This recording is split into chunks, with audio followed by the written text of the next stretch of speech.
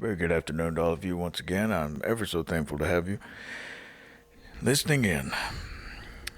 Today's Bible study is on 2 Samuel 8, 9, and 10. I'm combining them for a very good reason I'll come to towards the end. But I would call these the war chapters of David. We left off in 2 Samuel 7 with David praising God for promising to establish his throne forever. And of course, that would be done through Christ. Now we come to war after war after war with David. But pay close attention to this. There's so much to know within this. And it's leading to something, the most disastrous thing that David ever did that we know about. And after this, it came to pass that David smote the Philistines and subdued them, and David took Methegama out of the hand of the Philistines. We learn in First Chronicles how it's telling about this exact same event, and we know that Methegama is Gath, the city of Goliath, one of the 5 city-states of the Philistines. The Philistines always went to war, and most of the time they won. Now we see with David, he's taken their most prominent city of Gath from them. And that's not all. David, he goes to war with everyone all around Israel. And he smote Moab and measured them with a line, casting them down to the ground. Even with 2 lines measured he put to death, and with 1 full line to keep alive. And so the Moabites became David's servants and brought gifts. What David did was, harsh times call for harsh measures. And whenever you're at war, it takes very harsh measures sometimes. David took these prisoners of war, the ones in whom surrendered to him, of the Moabites, and he put some on this side and some on this other side, and he killed the ones on this side in the sight of the others so that they would know the punishment for turning on him again. Like my dad, I'm a bit of a history buff, so I love talking about the Roman wars and the Israelite wars and such. But this instance with David separating the two, inflicting punishment so that the others would have fear of him, reminds me a lot of the case back in 51 BC with Julius Caesar and the Gallic War. In 51 BC, Julius Caesar conquered the Gallic city of Uxellodunum. Instead of executing or enslaving the military of Uxellodunum, Caesar had all their hands cut off, so they were no longer able to bear arms against him. He didn't kill them, he didn't enslave them. He cut their hands off, all of these military men within the city of Uxellodunum, and he had them disperse among the Gallic lands.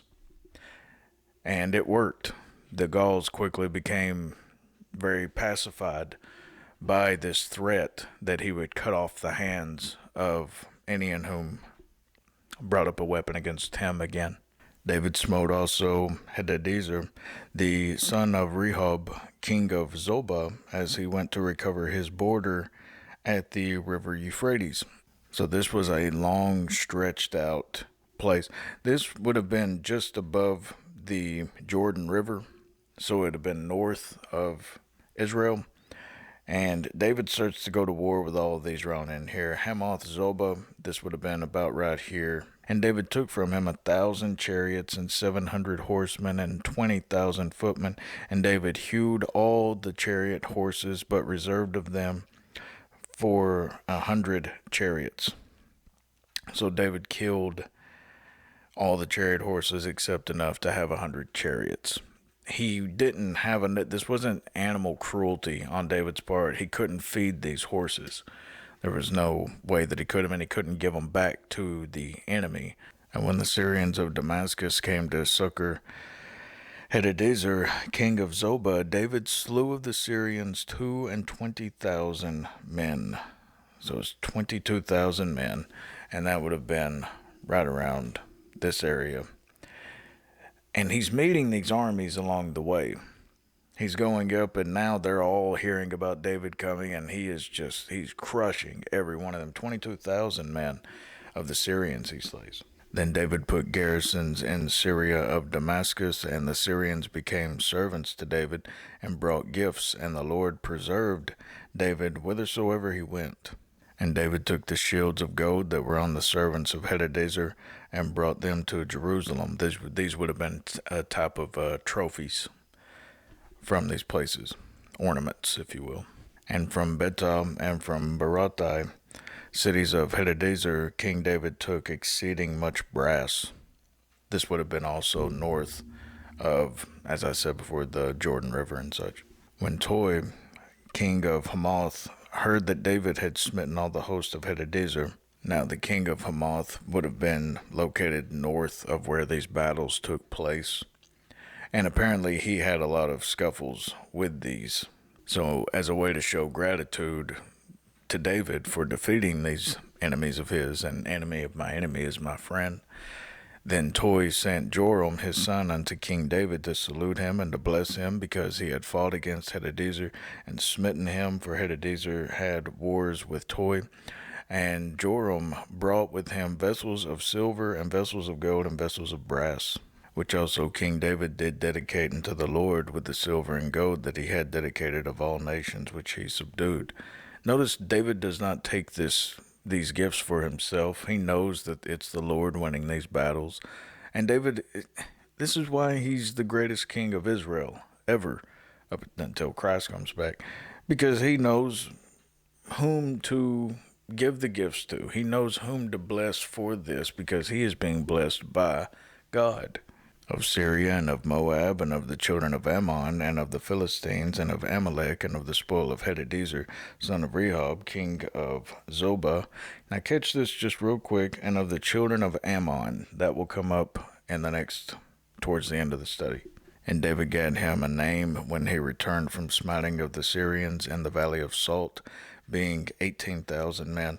So apparently these Syrians were trying to make their way downward south, and then they tried to come through the Ammonite land and the Moabite land, and then they tried to, right around Sodom and Gomorrah, where this would have been the Dead Sea, is where this battle would have taken place, and 18,000 men of the Syrians lost their lives to David there. And he put garrisons in Edom. Throughout all Edom put he garrisons, and all they of Edom became David's servants, and the Lord preserved David whithersoever he went. Once again, Edom is to the south. Notice David is not annihilating these nations. It was enough for him to just force them into submission and make alliances with them, have peace with them, even if it be out of fear, have peace with them, and tax them. That way more and more wealth would come unto David, and we'll see later how all of this is to benefit Solomon, because there would be peace all over due to the fear of David, and all this wealth coming in from all these other nations. And David reigned over all Israel, and David executed judgment and justice unto all his people. As you'll see, the kingdom is so greatly expanded during David's time. This would have been how much, and it's the largest that Israel ever was and ever has been since then. David is the only one, and of course it's God doing it through David to bless David. But there has not been, and right here is where it means where the Euphrates River. And notice also how it says, and David executed judgment and justice unto all his people. That is what Paul the Apostle was talking about in Romans 13.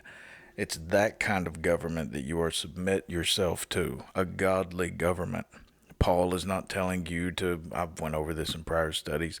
Everyone says, well, every government we're told we should submit to. If the government tells you to sin, if they're an evil government, it is better to obey God than them. And Joab the son of Zeruiah was over the host, and Jehoshaphat the son of Ahilud was recorder, and Zadok the son of Ahitub and Ahimelech the son of Abiathar were the priests, and Seraiah was the scribe. And Benaiah the son of Jehoiada was over both the Kerethites and the Pelethites, and David's sons were chief rulers. Now I'm emphasizing those two right there. These Kerethites and Pelethites were paid mercenaries within the Israelite army. They also came from Crete. So, just like the Philistines, they would have shared in this Greek way of fighting and the Greek armory. These would have been very loyal to David. They would have also been bipartisan.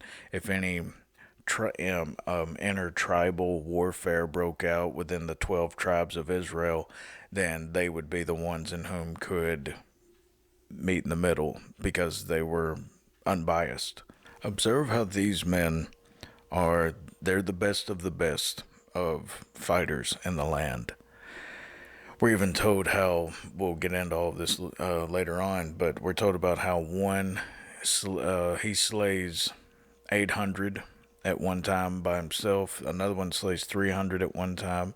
Another one kills a lion in a pit or a cave of sorts. We'll get on to into all of these. They're also giant slayers. They slay far more giants than David ever does. These are the best of the best of military men in the world. So one must look at this as God is not only blessing David, but he's blessing all of these military men in whom are fighting with David. He would be nothing without this army, and the army would be nothing without David, and we would all be nothing without God. But these are mighty men that God has built up and prepared. It even says in the scripture that they had faces like lions, and they were valiant men of valor and such, and we'll learn that just here in the next chapter. Elon Musk of Tesla, he's one of the richest men in the world, and they say he's a genius. I don't know. But he has a growing business. It's astonishing. Anyway, Elon Musk said this about his hiring and the people under him. Elon Musk would be nothing without his employees. And he says, generally, look for things that are evidence of exceptional ability. I don't even care if somebody graduated from college or high school or whatever. Did they build some really impressive device, win some really tough competition, come up with some really great idea, solve some really tough problem? He says, I want the best of the. He's known for getting the best and the brightest for his employment. He doesn't just hire anyone. These men fighting for David, they're not just anyone. They're the best that you can get. They know how to kill, and they're very efficient. Now, before we go any further, we have to see there's something in this. David is fighting all of these wars. He's subduing all of these enemies, and his son is the one in whom gets to enjoy the prosperity and the peace that is to come from all of this. And it goes right to the Psalm of David where he says, and the Lord said unto my Lord, the Father said unto the Son, the Heavenly Father says unto Christ, sit thee at my right hand until I make thine enemies thy footstool. And Christ comes down and he's the Prince of Peace.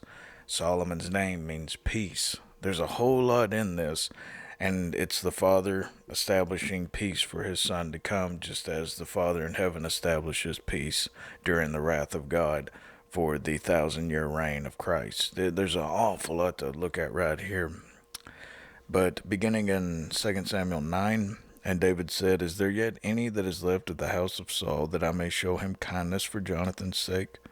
And there was of the house of Saul a servant whose name was Ziba. And when they had called him unto David, the king said unto him, art thou Ziba? And he said, thy servant is he. And the king said, is there not yet any of the house of Saul, that I may show the kindness of God unto him?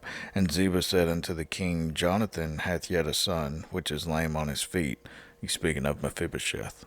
Now, if you'll recall, just a few chapters before this, after the death of Saul and Jonathan, King Saul and Prince Jonathan, after their deaths, the nurse of Jonathan's son, Mephibosheth, picked him up in haste and began to run with him, because it was the custom of that day that if you're going to become king and you're not part of the blood lineage of the family, then it was customary to slaughter the prior royal family before you. That way, there were no threats of a rising up, a coup of sorts, or whatever.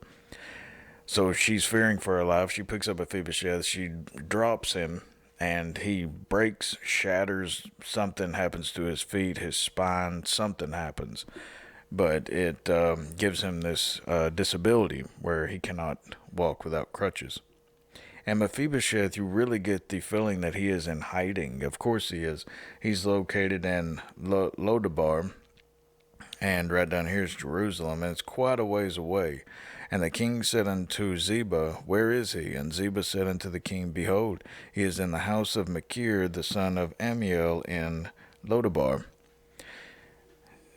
Machir, we'll learn later on, he is incredibly loyal to David, even at the point of risking his life. We'll learn about him later, but he's a very loyal servant of David's, and he is housing Mephibosheth because Mephibosheth doesn't even have his own home. And from my reckoning, I do believe that Mephibosheth at this point was probably in his early 20s. He couldn't have been much older than that. Then King David sent and fetched him out of the house of Machir, the son of Amiel, from Lodabar. Now when Mephibosheth, the son of Jonathan, the son of Saul, was coming to David, he fell on his face and did reverence. And David said, Mephibosheth. And he answered, Behold thy servant. He's terrified. This young crippled man he's terrified. And David said unto him, Fear not, for I will surely show thee kindness for Jonathan thy father's sake, and will restore thee all the land of Saul thy father, and thou shalt eat bread at my table continually. And he bowed himself and said, What is thy servant, that thou shouldest look upon such a dead dog as I am? You can tell Mephibosheth has probably struggled with it. I get this anyway, that he's probably a depressed man. He's lost all of his inheritance. He is the only real rightful heir to the throne outside of David, and he's completely given up on that. Ishbosheth probably was a good example. Everyone knew that David was God's man that he wanted there. And Mephibosheth, you can tell he's such a humbled kind of fella that he doesn't even want it. It's almost like he's very depressed, it seems. Then the king called to Ziba, Saul's servant, and said unto him, I have given unto thy master's son all that pertained to Saul and to all his house. So he's given him back all the land that Saul had originally. And he's even telling Ziba right here, you all will go and work that land for Mephibosheth. Thou therefore and thy sons and thy servants shall till the land for him, and thou shalt bring in the fruits, that thy master's son may have food to eat. But Mephibosheth thy master's son shall eat bread always at my table. Now Ziba had 15 sons and 20 servants. Then said Ziba unto the king, According to all that my lord the king hath commanded his servant, so shall thy servant do. As for Mephibosheth, said the king, he shall eat at my table as one of the king's sons. That's very lovely. David's going completely against the norm right here. And he says, I'm not going to have you put to death. As a matter of fact, I want you to be best friends. I think that David, he may have seen something of Jonathan in his son Mephibosheth. And it must have been very lovely to look at. And David probably wanted to see it all the time as a reminder of Jonathan. I'd say that he greatly missed his great friend. And Mephibosheth had a young son whose name was Micah, and all that dwelt in the house of Ziba were servants unto Mephibosheth. So Mephibosheth dwelt in Jerusalem, for he did eat continually at the king's table, and was lame on both his feet. This is much like what Christ does for us, and how Mephibosheth, he's wandered away, he's in hiding, he hides his face from the king. I'm a dead dog before you. I'm as a dead animal. Why would you have me at your table? And it pleased David to have Mephibosheth at this table with him, not just once, but all the time. For the remainder of his life, he was pleased to have this. And it even says in the verse prior that it's as if Mephibosheth was David's son, And that's much like how we are. We see ourselves as dead dogs, and all of a sudden the king sees us as family, even sons, daughters. Very beautiful. Jesus tells his disciples, Ye are they which have continued with me in my temptations, and I appoint unto you a kingdom, as my Father hath appointed unto me. Just as David gave back, restored Saul's land to Mephibosheth, that ye may eat and drink at my table in my kingdom, and sit on thrones judging the 12 tribes of Israel. The Bible's great, isn't it? I mean, it's absolutely incredible. I actually feel very sorry for people in whom miss out on this kind of knowledge and wisdom, so focused on other things. Anyway, we come to 2 Samuel 10. Very important. It's another war chapter, but pay close attention to what I'm about to tell you in this, because this is leading to some very devastating events. And it came to pass after this that the king of the children of Ammon died, and Hanun his son reigned in his stead. So you get the feeling that this is probably a couple of years later. It quickly skips ahead just a couple of years. Maybe a little bit more, maybe a little bit less. I'm not for sure, but I do know that the former king that honored David is now dead. And Hanun, his son, reigned in his stead. Then said David, I will show kindness unto Hanun the son of Nahash, as his father showed kindness unto me. And David sent to comfort him by the hand of his servants for his father. And David's servants came into the land of the children of Ammon. And the princes of the children of Ammon said unto Hanun, Their Lord, thinkest thou that David doth honor thy father, that he hath sent comforters unto thee? Hath not David rather sent his servants unto thee to search the city, and to spy it out, and to overthrow it? Bad advice. We'll learn about later on how David's grandson, Rehoboam, takes bad advice as well from some of his younger men that advise him. And it leads to ruin, just as it does with the new king of Ammon. Wherefore Hanun took David's servants and shaved off the one half of their beards, and cut off their garments in the middle, even to their buttocks, and sent them away. He basically made them naked, half of their way naked. And the circumcision of the Israelites was viewed, it was made fun of by the pagan nations. And the beards of the Middle East on over there, even to this very day, very, very important. Some of them even make oaths by their beards. That's how important that it is. They say, well, if I don't do such, that I'm promising you I'll shave off my beard, meaning I guarantee you I'll do it. It's very, very important. It was part of, it's like their most cherished part of their body almost. It's incredible. But half of it being shaved off, it was an insult to David, because if you did this to ambassadors, then you were doing it to the king. And David, he doesn't he doesn't take this very lightly. When they told it unto David, he sent to meet them, because the men were greatly ashamed. And the king said, Tarry at Jericho until your beards be grown, and then return. So the men wouldn't even appear unto David. They just sent word to him. They were so humiliated. So David says, well, stay at Jericho. Your beards will grow back and everything will be okay. You don't have to fight. You don't have to do any other service. Just wait. And when the children of Ammon saw that they stank before David, the children of Ammon sent and hired the Syrians of Beth-rehob and the Syrians of Zobah, 20,000 footmen, and of King Machah, 1,000 men, and of Ishtob, 12,000 men. So they're getting thousands and thousands of men. And they're getting them from the north, of course, from the Syrians.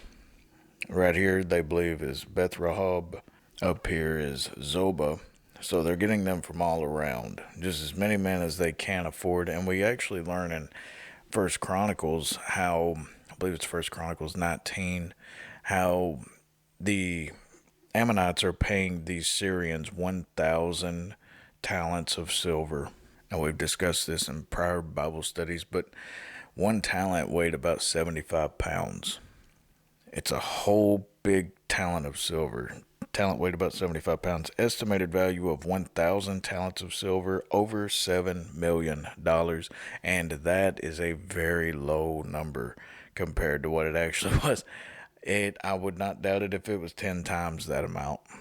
I actually went with the lowest number because I made this, but I actually went with the lowest number that I could estimate, and it came out to about 7 million. I wanted to be incredibly conservative with this, but they paid them a lot of money, lots and lots of money, because they knew David had the best fighting force around. And when David heard of it, he sent Joab and all the host of the mighty men. Now notice right here how David is only sending the mighty men. They were a special class reserved within the army, the best fighters, the best veterans, the most experienced, the most ruthless of them. And so he's sending these first. It was just a small amount within the actual huge Israelite army. And the children of Ammon came out and put the battle in array at the entering in of the gate, and the Syrians of Zobah and of Rehob and Ishtab and Maacah were by themselves in the field. So Joab would have traveled from Jerusalem, reached Reboth Ammon, which is the capital. They would have reached the city of Reboth. And whenever they're facing the city, behind them they see these Syrians. So it's not only these Ammonites, but they're also being ambushed from behind, and they're surrounded. When Joab saw that the front of the battle was against him before and behind, he chose all of the choice men of Israel and put them in array against the Syrians. So Joab is taking the best of the best. They're going to fight against these Syrians behind them, and he puts Abishai in charge of the leading force to attack the Ammonites in front of them. And now Joab, the nephew of David, now the general of David's army, one of the mightiest men probably that's ever lived, he gives one of the greatest speeches that's ever lived. You ever heard the speeches that the commanders give before battle? It's in every Hollywood movie. Well, this is real life, and he actually said this, and it's one of the best things to tell your men when they're at death's door. And Joab said, If the Syrians be too strong for me, then thou shalt help me. But if the children of Ammon be too strong for thee, then I will come and help thee. Be of good courage, and let us play the men for our people, and for the cities of our God, and the Lord do that which seemeth him good. Very, very sweet, simple, short, but incredibly uplifting, encouraging, and really solidifying the reality of the situation. He says, Be of good courage. He says, and let us play the men for our people. It says, he's saying, build up your courage and strengthen yourselves. Be men. That's what he's saying. That's the literal. He says, be men. Because this would have been a disheartening sight. I'm certain that they were very outnumbered. And for the cities of our God. Now read right here, and play the men for our people and for the cities of our God. He says, you know, your wives, your children, your friends, your family. He says all of them could die if we lose this day. And then he says, and for the cities of our God. He's saying, you know that house that you have, all your neighbors, he said that could all be rubble and ash if you don't win this day. He is telling them, you have to win. There is no turning back. Surrender's not even an option.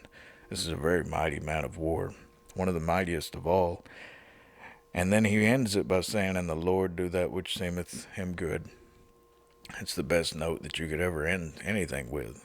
Let the Lord be judge today. In the Sun Tzu Art of War writing, long, long ago, and he wrote The Art of War, and he says in it about this thing called death ground. Whenever your soldiers get on death ground and they have nowhere else to go, they just have to fight. Throw your soldiers into positions whence there is no escape, and they will prefer death to flight. If they will face death, there is nothing they may not achieve. He says if you want the best fighters, get them on death ground. And that is exactly where Joab finds him and his army. He also goes on to comment, if you fight with all your might, there is a chance of life. Speaking of having your back against the corner, if you fight with all your might, there is a chance of life, whereas death is certain if you cling to your corner. He says if you don't fight for your life, if you're not an excellent fighter, if you don't have tremendous courage, the only alternative is death. Your choice, you know. And Joab drew nigh, and the people that were with him, unto the battle against the Syrians, and they fled before him. And when the children of Ammon saw that the Syrians were fled, then fled they also before Abishai, and entered into the city. So Joab returned from the children of Ammon, and came to Jerusalem. And when the Syrians saw that they were smitten before Israel, they gathered themselves together. They were probably shamed at losing against the Israelites. So the Syrians come back, and the Ammonites are still held back at their capital. Now we see the Syrians gathering their forces to the north. And Hadarezer sent and brought out the Syrians that were beyond the river, and they came to Hilam, and Shobach, the captain of the host of Hadarezer, went before them. Now catch this. And when it was told David, he gathered all Israel together, and passed over Jordan, and came to Hilam, and the Syrians set themselves in array against David, and fought with him. So David is at this battle. There's 3 very significant battles in this chapter, and David doesn't go to the first one. He only sends Joab and a few mighty men. Now David says, I'll go, and we're going to gather all of Israel's army. That way we're not ambushed anymore. So he goes, and he wins a tremendous victory. And the Syrians fled before Israel, and David slew the men of 700 chariots of the Syrians, and 40,000 horsemen. That's men on horses, 40,000, and smote Shobach, the captain of their host, who died there. And when all the kings that were servants to Hadarezer saw that they were smitten before Israel, they made peace with Israel, and served them. So the Syrians feared to help the children of Ammon any more. Okay, now that's the last of it. Last of today's study. But I have one more commentary to set up our next Bible study. Lord willing, will be tomorrow. Okay, the Syrians are dealt with. They're took care of. They flee. They don't want to help the Ammonites anymore. But the Ammonites still have to be dealt with. So they're still held up in Ramoth Ammon, their city. David just won this great war. Comes back, and he's going to be sending Joab back out to deal with these Ammonites held up in the city. David doesn't go himself, even though the Lord just blessed him being there with a great, great victory over many, many Syrians, even to the point where they served him afterwards, these Syrians, and there was a lot of Syrians. Anyway, there is still this matter of the Ammonites to be dealt with, and we see that David stays home. Instead of going out to fight Ammon, he stays home for this next battle. He should have went, and we will learn why, Lord willing, in the next Bible study. God of peace be with you all. Amen.